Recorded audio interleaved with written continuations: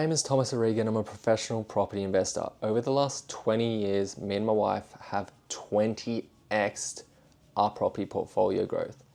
Now, today what I want to talk to you guys about is something that is super important for you to understand when it comes to property investing.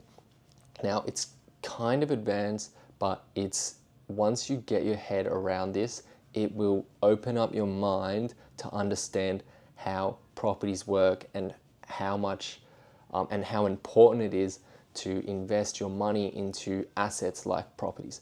Now, the currency we currently use is a fiat currency. All countries in the world are currently using a fiat currency. The currency before this current currency, which is a fiat currency, and fiat means it's basically a paper currency, meaning it's backed by nothing, meaning that the actual money is just an IOU. It's just like you writing a note on a paper and handing it to someone, and all that is their trust in you that you're going to give them that thing. Now, I'm going a bit off track here, but think about it. If I actually wrote a note to say I will pay you, for example, in exchange for, if you're at the shop for these groceries, do you think someone would accept that?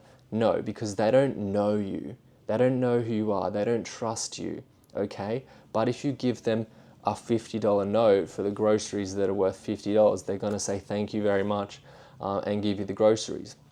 Why? Because the fiat currency it's paper money, but it's backed by the trust in the central banks and the government saying that it is real, okay?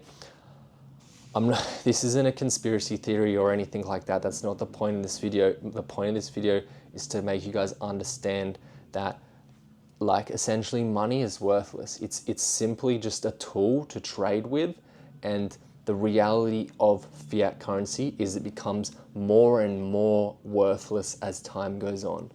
So, for example, if my great-great-grandmother took $100 and hid it under a bed and said, I'm gonna give this $100 note to my son or my great-great-great-grandson, who's me, in the future, it would be worth a lot more to her in that time than it is to me now, okay? Because maybe and I don't mean like maybe as in it's improbable. I mean like in that time when my great-great-grandma had the $100, she could have bought a house with it.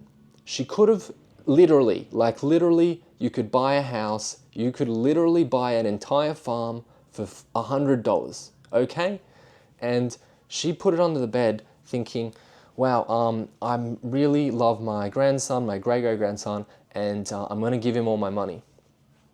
See, the problem with fiat currency is it's worthless. It gets more and more worthless as time goes on.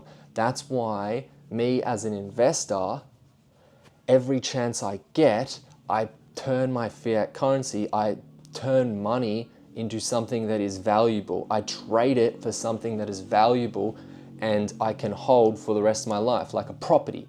Because that property that my great-great-grandma could have bought and gave to me today, that it would be worth $1 million. Instead, she's given me $100, and all I can do with $100 is probably buy half a week's worth of groceries. I can take my wife out to dinner at somewhere cheap, and that's what's happening to currency as time goes on. It's very important to understand this because it kind of, if you don't understand it, it opens your mind up to realize like what's important when it comes to investing, what's important when it comes to value. Why am I working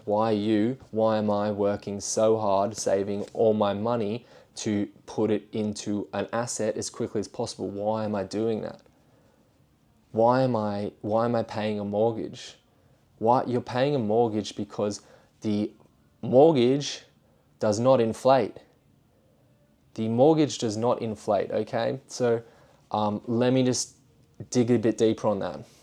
Once again, back with my grandma, and she bought the property for $100. Say, for example, she didn't have $100. She just bought the property with a loan, a loan, and the loan cost $100. The property cost $100. She didn't put any money into the deal, for example. Now, if that property had like a spare room or something, and she rented the room out, and the rental income was enough to support the mortgage, which when I buy properties, the rental income is enough to support the mortgage, then does it matter that she has to pay debt on it? No, because the debt in today, if she still had the 100% debt on it, would still be $100, yet the property would be worth $1 million. So that's why I'm not worried about getting into debt. That's why debt doesn't scare me. That's why I keep increasing my debt.